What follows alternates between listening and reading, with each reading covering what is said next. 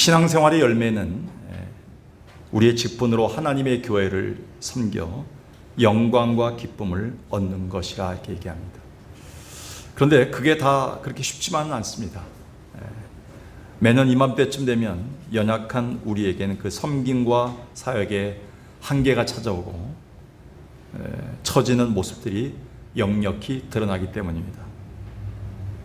그래서 어떤 분이 우리의 섬김 사역을 세 가지로 분류했는데 곧 성역, 또 교역 또는 고역이다 이렇게 분류했습니다. 공감이 되는 말씀입니다.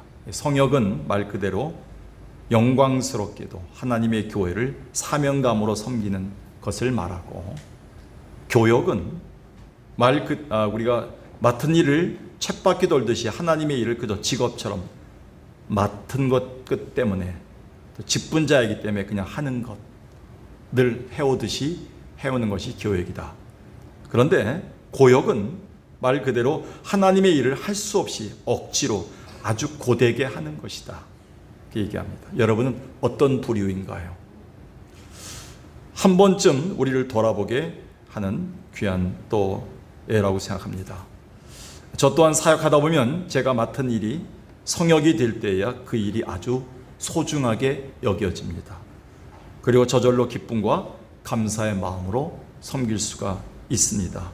또 그럴 때야 비로소 하나님이 제게 좋은 것으로 갚아주시고 알아서 고민하는 것들을 처리해 주신 것을 경험할 수가 있었습니다.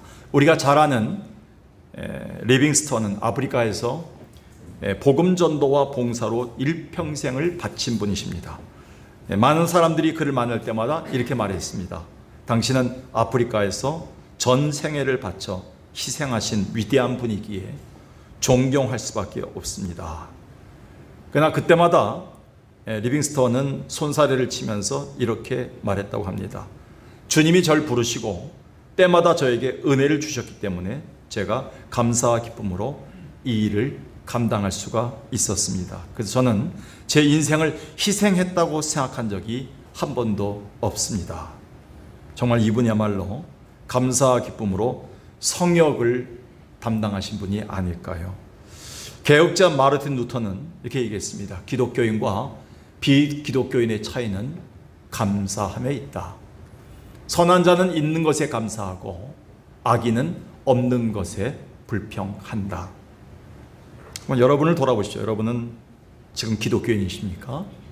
겉으로는 권사하고 집사하고 우리가 직분을 맡은 자지만 과연 하나님이 보시기에 감사가 넘치는 그리스도인이 되었는가? 늘 있는 것에 감사하고 찬양하는 자인가? 아니면 없는 것 때문에 비난하고 비판하고 불평하며 사는 인생이 더 많았는가 돌아볼 때 우리는 참 기독교인이 됐는가를 감사절에 다시 돌아보게 하는 말씀입니다. 그래서 바울은 늘 분쟁 중에 있고 하나님의 일을 하면서 늘 불평불만과 원망 가운데, 그래서 결국 사이비에 빠졌던 골로새 교인들을 향해서 이렇게 얘기했습니다. 그 원인을 얘기한 거죠. 골로새 2장 7절에 보니까 그 예수 그리스도 안에 뿌리를 박으며 세움을 입어 교훈을 받은 대로 믿음에 굳게 서서 감사함이 넘치게 하라. 근데 그 앞에 믿음에 굳게 서고 주의 말씀에 굳게 서는 건 대부분 할 수 있어요. 그런데 그 삶이 나타나는 모습인 감사가 넘치지 못하는 것이 잘못된 신앙임을 가르쳐 준 것이죠. 그러면서 오늘 본문은 맥주 감사절에 우리가 드릴 감사의 고백이라고 할 수가 있습니다. 본문은 다윗이 하나님의 언약궤를 예루살렘 성으로 옮기면서 그의 일이 너무나 기쁜 일이기에 감사와 찬양을 드리는 내용으로 구성되어 있습니다. 사울 왕 때 하나님의 언약궤가 70년 동안에 변방에 방치되는 일이 있었습니다. 있어서는 안 될 일입니다. 근데 다행히 다윗은 왕이 되자마자 가장 먼저 한 일이 뭡니까? 언약궤를 다윗 성으로 그리고 예루살렘으로 옮기는 일입니다. 다윗은 그 기쁨이 도저히 헤어날 수 없어서, 그리고 형언할 수가 없어서 지난날의 은혜를 돌아보면서 성가대장인 아삽을 세워서 찬양을 하게 합니다. 그게 16장입니다. 그리고 감사의 기도를 드립니다. 이런 면에서 볼 때 이 찬양 속에는 지난 기간 동안 베풀어 주신 하나님의 은혜에 대한 우리의 신앙 고백이 담겨 있는과 동시에 하나님에 대한 감사 찬양거리들이 담겨 있습니다. 다시 말해서 다윗은 하나님께 감사하면서 지난날을 돌아보면서 지금까지 인도하신 하나님의 은혜를 생각할 때 그 하나님을 세 가지 속성으로 찬양합니다. 어쩌면 우리가 오늘 감사절에 하나님을 불러야 될, 우리가 만나야 될 하나님의 모습이 아닌가를 생각하게 됩니다. 그 다음 본문에 들어가서요, 그렇다면 오늘 우리가 감사절을 맞이하여 우리가 만나야 될 하나님은 어떤 하나님이신가요? 첫 번째는요, 선하신 하나님을 만나야 합니다. 우리 한국 사람들이 선하다 이게 얘기하면 좀 뭔가 미치고 사는 것 같은 생각이 듭니다. 이 선하다는 말을 다른 말은 뭔가 좀 착하다, 착한 선자 아니겠습니까? 그러니까 많은 사람들이 착하지 않아요. 뭔가 꾀를 내야 되고 한 번 더 생각해야 되고, 무슨 의도로 이 말씀하셨는가? 뭐 때문에 나한테 이렇게 하는가? 한 번 더 생각합니다. 그러니까 착한 사람들이 없다는 겁니다. 근데 우리 하나님은 착한 하나님인데, 우리가 지난 6개월을 돌아볼 때 선하신 하나님을 만나야 된다, 착하신 하나님 만나야 된다는 겁니다. 다윗은 이스라엘을 다스리면서 최고의 영화를 누렸던 왕이지만 그와 동시에 그날이 있기까지 그의 인생엔 힘든 일과 역경들이 많았습니다. 어렸을 때는 목동으로 살았으며 8 아들의 막내로서 가정에선 그 위치가 별로 없었습니다. 사무엘 선지자가 이새의 집에 찾아와서 왕의 후보를 고를 때도 그의 부모 안중에는 다윗이 없었습니다. 그냥 아버지의 양을 치러 산으로 보냈습니다. 그런데 그와 함께 하신 하나님의 생각은 달랐습니다. 하나님은 그의 인생을 바꿔놓으셨습니다. 한마디로 악을 선으로 바꿔놓으셨습니다. 사무엘을 통해 다윗을 택하셨고 하나님이 쓰시는 사람으로 바뀌어 주었습니다. 즉 이스라엘 백성들이 골리앗과의 전투에서 수치심이 극에 달했을 때 하나님은 다윗을 통해서 큰 승리를 허락하셨고 그의 인생을 선대해 주셨습니다. 물론 그 이후에도 다윗은 도망다니고 배신당한 비참함의 연속이 있었지만 그 위기 속에서도 하나님은 다윗을 언제나 선한 길로 인도하셨고 마침내 가장 위대한 왕으로 쓰셨습니다. 그래서 다윗은 머나먼 망명길에 고통했던 아둘람 굴 속에서도 이렇게 하나님을 찬양한 겁니다. 유명한 시지요. 시편 34편을 보겠습니다. 이 공고한 자가 부르짖음에 여호와께서 들으시고 그의 모든 환난에서 구원하셨도다. 여러분 얼마나 암담합니까? 자기가 왕이 됐는데 왕으로 인정하지 않고 자기를 죽이려고 하는 자들로 주변에 가득합니다. 자기를 악으로 대합니다. 모든 사람들의 생각과 말은 다 악입니다. 그는 자기 목숨을 부지하기 위해서 아둘람 굴에 쫓겨나와서 광야에 생활합니다. 얼마나 비참했으면 이렇게 얘기하겠습니까? 근데 거기서 만났던 하나님은 선하신 하나님이었어요. 그 자기가 체험했던 선하신 하나님을 체험한다면 이렇게 얘기합니다. 너희도 여호와의 선하심을 맛보아 알지어다. 그에게 피하는 자는 복이 있다 하더라. 여러분, 목사님을 통해서 하나님은 선하시다, 성경 공부를 통해서 하나님은 선하신 분이시다, 찬송을 통해서 하나님은 좋으신 하나님이다, 이런 것을 많이 들어요. 부르기도 해요. 근데 내 하나님이, 내가 체험한 하나님이 선한 하나님인가? 나를 악에서 선으로 바꿔주셨는가? 지금도 나를 품으시고 선대하고 계시는가?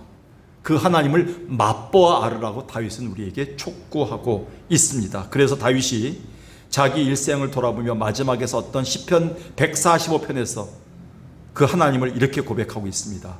시편 145편 9절 보겠습니다. 여호와께서는 모든 것을 선대하시며, 하나님은 일생을 돌아보니까 모든 것을 선하게 바꾸셨다는 뜻이에요. 여기 선대했다는 말, 선하다는 말은 히브리어 토부입니다. 토부. 제가 우리 김득수 장로님께서 이제 처음에 펜션을 만드시면서 가평에 그 이름을 뭐라고 지어야 될까요? 저에게 이제 제가 장명사도 아니지만 목사이기 때문에 기도하면서 짓기로 하고 제가 오달 받았습니다. 고민하다가 시편을 보면서 가장 많이 나온 단어가 아름다움, 번성, 번영, 종기 이런 뜻이 되는 게 토부예요. 토부. 이 토부 하우스라 얼마 전에 이제 불이 났습니다. 2주 전에. 그래서 제가 하나님 토부 하우스인데 불나서 지금 장로님 가시는데 어떻게 했습니까? 장로님 자신이 더 가슴이 그냥 쿵쾅쿵 하면서 가셨죠. 놀랍게도 기적이 일어나서 목조 건물에 그 밑에 화장실까지만 불이 타고 더 이상 번지지 않은 거예요. 그때문에 감사해서 이제 전화 통화를 하면서 느낀 거예요. 하나님, 이 토부 하우스가 이제 토부 랜드로 고쳐서 이번에 다시 시작하고 있는데 하나님, 하나님의 존귀한 하나님의 선하심이 나타나는 그런 펜션이 되게 하옵소서. 아멘 하는 사람 아무도 없네요. 장로님 이름 적으셔야 되겠습니다. 그 토브하우스가 이제 토브랜드가 돼서 하나님의 선하심이 나타나는 펜션이 되게 하옵소서 라고 기도했습니다. 여러분, 여기에 하나님이 나를 악한 세상에서 유일하게 나를 선하게 보아주신 분이 하나님밖에 없었다는 거예요. 그래서 그 하나님, 선한 하나님을 발견했다, 이렇게 고백하고 있습니다. 그래서 14절에 보니까 어떻게 도와주셨는가? 내가 넘어질 때마다, 비굴해질 때마다 나를 세우셨다. 이 비굴이란 말은요, 다윗만이 쓸 수 있어요. 다윗이요, 왕으로서 인생이 거의 꼬부라진 인생이었습니다. 허리가 꼬부라지고 굽어진 인생이 비굴한 거거든요. 비참한 겁니다. 비참한 가운데 나를 일으키신 분, 선하신 하나님밖에 없다라고 고백하고 있는 겁니다. 오늘 본문의 찬양에서도 다윗은 마찬가지입니다. 이스라엘이 오랫동안의 방황 끝에 이제 언약궤를 모시고 오는 날, 그는 가장 먼저 이런 하나님을 찬양한 겁니다. 오늘 본문 34절 볼까요? 여호와께 감사하라 하면서 가장 먼저 뭐를 찬양합니까? 그는 선하심이요. 다윗의 일생을 돌아볼 때 가장 먼저 하나님이 어떤 분이냐? 선하신 하나님이시다, 이렇게 얘기합니다. 이 다윗의 간증입니다. 며칠 전 저는 몇 년 만에 선교지를 잠깐 돌아보는 시간을 가졌습니다. 코로나 이후에 처음 나가본 해외죠. 늘 그랬듯이 이번에 더욱 느낀 것은 지금 우리가 살고 누리는 모든 것에 감사해야 한다는 주의 메시지를 받았습니다. 제가 만났던 정말 힘든 환경에 사는 선교지의 소수 민족들은 열악함과 빈곤함의 대명사였습니다. 가슴 아픈 건 12살짜리, 10살짜리 아이들이 또 아이를 얻고선 장사를 나가고 참으로 일을 하고 있는 모습들을 보면서, 선풍기 하나 없는 곳에서 그들이 교회 생활하는 모습을 보면서 우리는 과연 감사하지 못하고 불평불만하면서 주일을 보낼 이유가 뭐가 있는가? 그러함에도 모두 웃고 지내는 저들의 모습을 보면서 우리는 미처 하나님의 선하심의 은혜, 나를 악에서 선으로 대해주시는 하나님의 은혜를 미처 깨닫지 못하고 살지 않았는가라는 자책을 하게 되었습니다. 물론 지난 몇 년간의 코로나 사태로 우리는 지금도 무척 힘든 때를 살고 있지만 사실 돌아보면 주의 은혜 아니겠습니까? 그 은혜는 지난 코로나 사태 속에서도 선하게 인도하신 하나님의 은혜입니다. 그래서 로마서 8장 28절에 우리가 하나님을 계속 사랑하고 있고 하나님의 부르심 받았다는 확신이 있는 한 하나님, 우리가 가진 모든 것들을, 악한 것들을 다 선으로 바꾸시는 분이시다, 이렇게 고백하고 있습니다. 여러분이 이 선하신 하나님을 만나야 된다는 것이죠. 그렇습니다. 지금 우리의 지난 시간 돌아볼 때 하나님 우리를 어떻게 대하셨나요? 그 위기 때마다 누구보다 먼저 손을 내밀어 주신 분이 주님 아니신가요? 자녀들과 내 육신의 질병에서 고통할 때 가장 먼저 찾아와서 만져주시고 선하게 인도하신 분이 주님 아니셨나요? 따라서 당연히 지각이 있는 우리는 이 감사절에는 선하신 하나님의 손길, 곧 나를 향한 선대하심의 은혜를, 베푸신 하나님의 은혜를 찬양할 수밖에 없다는 겁니다. 어떤 하나님입니까? 선하신 하나님, 나를 악한 곳에서, 최악의 상황에서 착한 길로 인도하신, 선대하신 좋으신 하나님을 찬양할 수밖에 없다는 겁니다.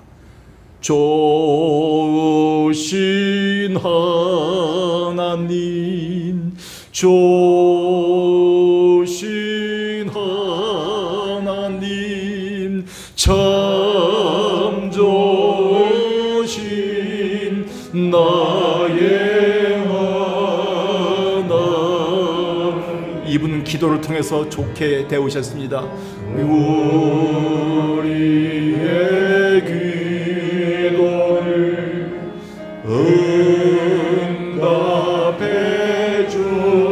주심을 참 좋으신 나의 하나님. 한없는 축복을 지금도 주기를 원하십니다. 악한 상황 속에서 우리를 건져내셨습니다. 선한 길로 인도하시는 선대하시는 하나님이십니다. 우리에게 주신 참 좋으신 나의 하나님.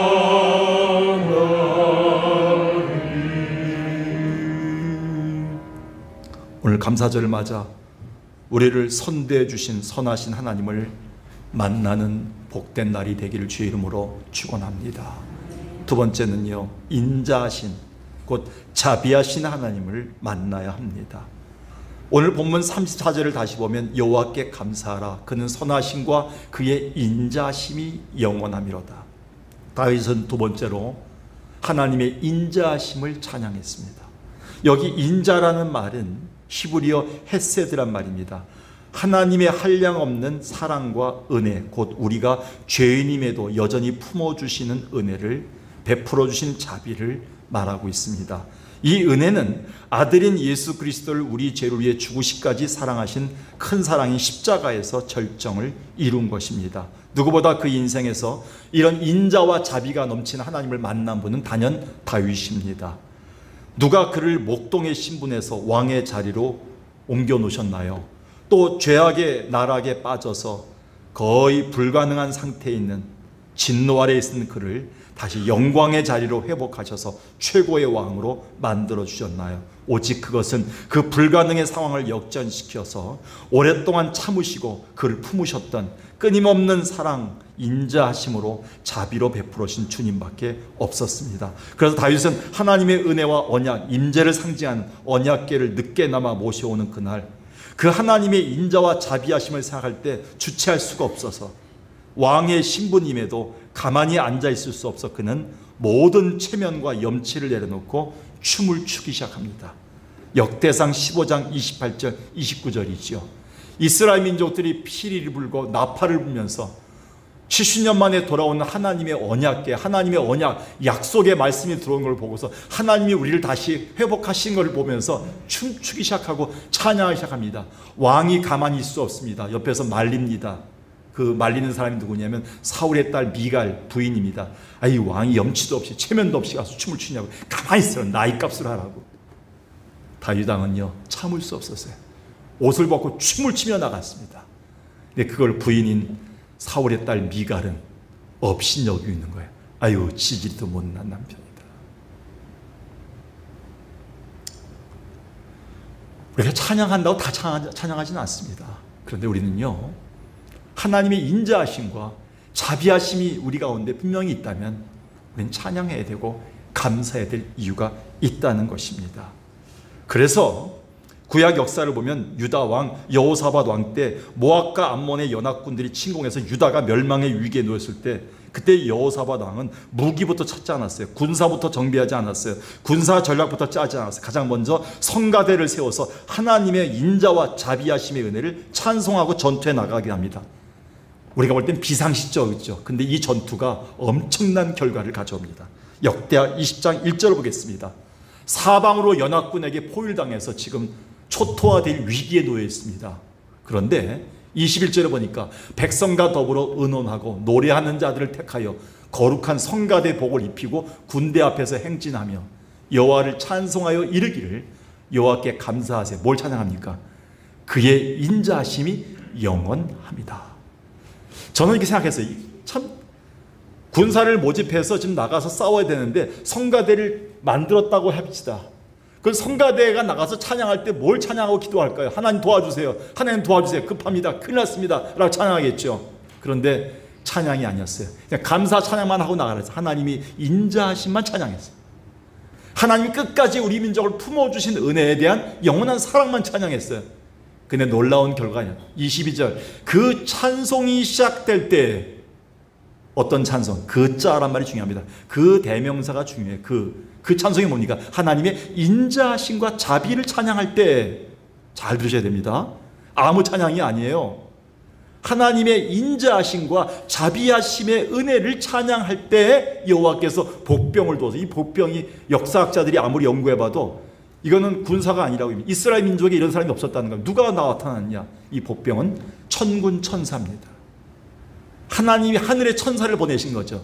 초토화시켜버린 거죠. 연합군들을 갖다가. 하나님이 하시는 방법이죠. 그래서 이 땅에서 교회나 가정이나 사업장이나 가장 빠른 해결 방법은 찬송입니다. 그리고 감사합니다. 그 안에 하나님의 지금까지 인도하신 인자하심에 대한, 자비에 대한 은혜를 돌아보는 시간이 가장 빨라요. 우리가 어렵고 불평이 날 때 하나님이 나를 어떻게 대하셨고 어떻게 나를 품으시고 사랑하셨는가에 대한 인자하심을 돌아보는 시간이 필요합니다. 그럴 때 하나님은 역사하신 것이죠. 세계적인 소프라노 가수 조수미 씨가 있지 않습니까? 2000년 11월 6일 날 세종문화회관에서 SBS 창사 10주년 기념으로 특별 공연을 하게 되었습니다. 그날 그녀의 공연은 감동의 물결이 일어서 마지막 곡이 끝나자 청중은 열렬히 앙코르를 외쳤습니다. 그래도 청중에 대답하기 위해서 앙코르 곡을 2곡 불렀는데 청중의 열화에 못 이겨서 4곡이나 불렀습니다. 이제 들어가려고 하니까 청중들이 은혜를 받아서요, 자리를 뜨지 않고 계속 박수를 때렸습니다.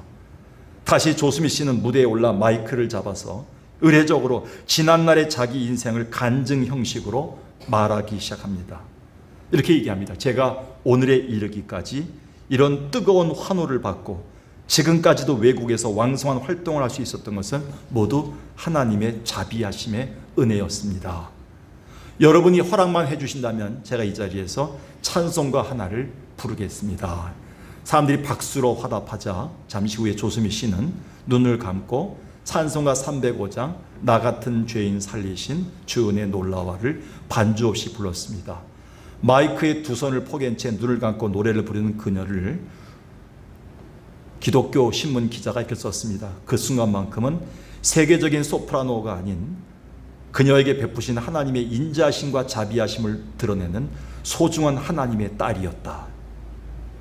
여러분, 감사절을 맞이해서 한 번만이라도 교회 장로, 권사, 목사가 아닌 아버지, 아내, 그리고 삼촌, 조카가 아닌 하나님의 인자하심과 하나님의 자비하심을 드러낼 수 있는 하나님의 영광스러운 아들, 딸 되기를 주의 이름으로 축원합니다. 오늘 우리가 감사절을 맞이해서 정말 만나야 될 하나님은 지난날 나의 잘못과 허물과 나의 말들을 다 들으심에도 불구하고 그거를 참으시고 잊어버리시면서 끝까지 나를 품으셨던 인자하신 하나님을 만나야 됩니다. 그리고 나를 선하신 하나님이시 마찬가지로 자비의 하나님을 만나야 됩니다. 아무쪼록 이 감사절에 우리를 끝까지 품으시는 인자와 자비가 풍성하신 하나님을 만나시길 주의 이름으로 축원합니다. 마지막으로요, 영원히 함께 하신 하나님을 만나야 합니다. 얼마 전 청와대를 다녀왔습니다. 대통령들이 근무할 때는 저를 오라고 한 적이 없는데 대통령들이 다 나가니까 제가 복지위원장 자격으로 한번 다녀온 적이 있습니다. 저는 그 방문에서 가장 마음에 애렸다고 할까요? 마음에 남아있는 장소는 바로 뒤편에 있는 산 쪽에 2,000명의 군인들이 지켰다고 하는 그 산 밑에 홀로 떨어져 있는 대통령 관저였습니다. 운동장만 할까요, 집이? 거기에 단 한 사람이 살 수 있고 단 2사람이 산 적도 있고요. 적막한 그곳에 안전 때문에, 경호 때문인지 몰라도 너무 외지고 적막하다는 느낌밖에 없었습니다. 더욱더 마음이 아픈 것은 그렇게 신경을 써서 안전에 신경을 썼던 대통령들이 숱한 영광을 누리고 떠난 그 자리에 어느 누구도 영원한 대통령은 없었다는 겁니다. 너무 찰나적이고 다 떠난 분들입니다. 이건 다윗 왕 또한 마찬가지였습니다. 다윗 왕의 주변에는 사울 왕이 있었습니다. 지켜줄 줄 알았는데 순간적이었습니다. 아들 압살롬도 자기 인생을 끝까지 지켜줄 아들인 줄 알았는데 아들도 떠났습니다. 배신했습니다. 가장 옆에 있던 측근인 시므이와 측근들도 배신하고 떠났습니다. 다윗 곁에는 인생을 돌아볼 때 영원히 그를 지켜주고 보호해줄 쉴드가 없었습니다. 얼마나 가슴이 아팠겠습니다.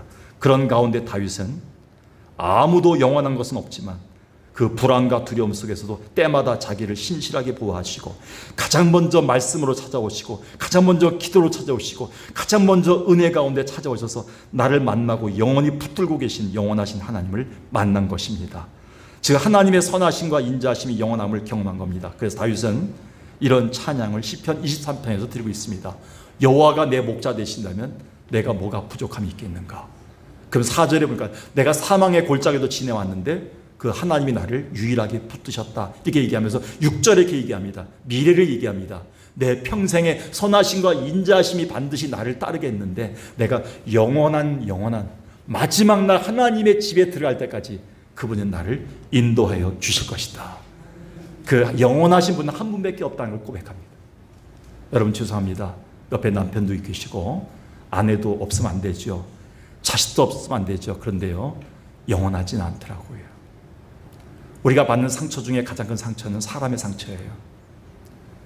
산에서 사람 만날 때 가장 무서운 건 사람입니다. 새벽 2시에 화장실에서 만났을 때 가장 무서운 건 사람밖에 없답니다. 사람은요, 믿을 대상이 아닙니다. 소망의 대상 아닙니다. 사람은 내가 평생 섬기고 받아줘야 될 대상입니다. 참아야 될 대상입니다. 여러분, 영원한 분은 다윗처럼 하나님 한 분밖에 없습니다. 그래서 오늘 본문에서 다윗은 하나님의 임재와 언약을 상징한 언약궤를 모셔오는 날 춤을 추면서 그는 하나님을 이렇게 찬양합니다. 여호와께 감사하라. 그는 선하시며 그의 인자하심이 뭐하다고요? 순간적이 아니라 영원하시도다. 그러면서 마지막 36절에 얘들아 너희들도 영원히 하나님을 찬양할지어다. 오늘 우리 성가대를 생각했어요. 성가대원들 한번 보세요. 저를. 성가대원들도 성가 한번 부르시고 그냥 가는 곳이 아닌 이 교회가 영원히 찬양 부리는 곳이 됐으면 좋겠어요. 여러분의 평생의 찬양의 장소가 됐으면 좋겠어요. 여러분의 마음이 늘 찬양하는 사람이 됐으면 좋겠어요. 이 하나님은 한 번만 부르고 끝나는 대상이 아니라 영원히 찬양받을 뿐이다. 왜? 우리를 영원히 지켜주실 것이기 때문에 그렇습니다. 사실 이것은 그날 다윗과 이스라엘뿐 아니라 감사절을 보내는 우리 모두의 신앙 고백이어야 합니다. 지금 우리의 모든 상황과 조건들을 보면 그 누구도 그 어떤 국가나 사람도 나를 영원토록 영원히 보장해 주거나 품어줄 분은 없습니다. 그럼에도 우리 하나님은 어제나 오늘이나 여전히 동일하게 신실함으로 우리를 영원까지 인도해 주신다고 약속하셨습니다. 아마 우리가 생각하는 것보다 훨씬 더 좋은 길로 우리가 앞으로 살아야 될 6개월 하반기가 더 선하게, 더 하나님께서 더 위대하게, 더 아름답게 인도하실 분이십니다. 왜? 영원하신 분이기 때문에. 그래서 시편 120편에서 다윗은 이렇게 얘기했습니다. 여호와께서 너를 지켜 모든 환난을 면하게 하시며 또 내 영혼을 지키시로다. 8절 다 같이 읽을까요? 시작. 여호와께서 너의 출입을 지금부터 영원까지 지키시리로다. 아멘. 여러분 상식적으로 생각해 보시죠. 하나님이 여러분을 태어나게 하고 그냥 방치하시는 분이시겠습니까? 우리 하나님은 그런 분이 아니라는 겁니다. 끝까지 죽을 때까지 책임져 주시고 그 이후에도 영원토록 우리를 책임져 주신다고 약속했기 때문입니다. 미국의 40대 레이건 대통령이 1981년 3월 30일 오후 2시 30분에 워싱턴 힐튼 호텔 앞에서 25살 먹은 청년 존 헝클리에 의해서 저격을 당했습니다. 전 세계가 발칵 뒤집혔지요. 22구경 권총에서 6발이 발사되었는데 다행히 레이건 대통령에게 쏜 총알은 심장을 바로 위에 비켜나가서 겨우 목숨을 건졌습니다. 근데 그 자리에 있었던 2명의 비서관과 경호원은 직사했습니다. 그리고 대통령을 감싸면서 대신 총탄을 온몸으로 막았던 3명의 비밀 경호원들은 치명상을 입어 오랜 동안 지금까지 고통의 시간을 병원에서만 보내고 있습니다. 레이건 대통령은 너무 그들에게 고마운 나머지 그들과 그 가족들을 그가 퇴임하는 그날까지 최고의 대우를 해 주었습니다. 그런데 그 후에 레이건 대통령 건강이 급격하게 나빠져서 2004년 6월 5일 세상을 떠나고, 물론 부상당한 경호원 가족들은 연금 혜택을 받겠지만 그들 곁에서 매번마다 찾아와서 챙겨주던 따뜻한 대통령의 음성과 대통령의 그 채취는 맡을 수가 없었습니다. 그렇다면 여러분은 어떤 분인가요? 그것이 오늘 우리가 감사절에 감사해야 될 이유가 되겠습니다. 오늘 우리는 한 번도 떠난 적이 없으신, 지금도 끝까지 붙잡아 주실, 품고 계신, 미워도 계속 여러분을 품고 계시는, 악할지라도 우리를 끝까지 베풀어 주시는, 선한 길로 인도하시는 영원하신 하나님이 옆에 계십니다. 이 하나님은 영원히 여러분을 버리지 아니하실 약속까지 하셨습니다. 이사야는 이렇게 얘기합니다. 49장에서 한번 읽어볼까요? 시작. 여인이 어찌 그 젖먹는 자식을 잊겠으며 자기 태에서 난 아들을 긍휼히 여기지 않겠느냐. 그들은 혹시 잊을지라도 난 너를 잊지 아니할 것이라. 내가 너를 내 손바닥에 새겼고 너의 성벽이 항상 내 앞에 있나니. 맥스 루카이도가 이렇게 얘기했습니다. 천국에 가는 순간 여러분은 깜짝 놀랄 것이다. 천국의 모든 기둥과 문패와 가로수마다 다 여러분의 이름이 새겨져 있을 것이다. 벽마다 여러분의 이름이 다 새겨져 있다. 우리 하나님은 절대로 우리를 잊지 않으신 분임을 이사야는 체험했습니다. 그게 바로 영원하신 하나님이십니다. 앞에 있는 담임 목사가 혹시 여러분이 아파서 누워있을 때 찾아뵈고 늦게 안다 할지라도 너무 섭섭해하지 마십시오. 하나님은 가장 먼저 여러분 옆에 계십니다. 여러분 남편이, 아내가, 자식들이, 며느리가 가장 먼저 여러분이 아플 때 찾아오지 않고 전화를 하지 않는다고 섭섭해하지 마십시오. 그건 그리스도의 자세가 아닙니다. 영원하신 주님이 가장 먼저 여러분을 눈물을 닦아주시고 옆에서 여러분을 건지실 분이십니다. 이 하나님이 계시다면 이 하나님을 만나는 감사절 되시길 주의 이름으로 간절히 축원합니다.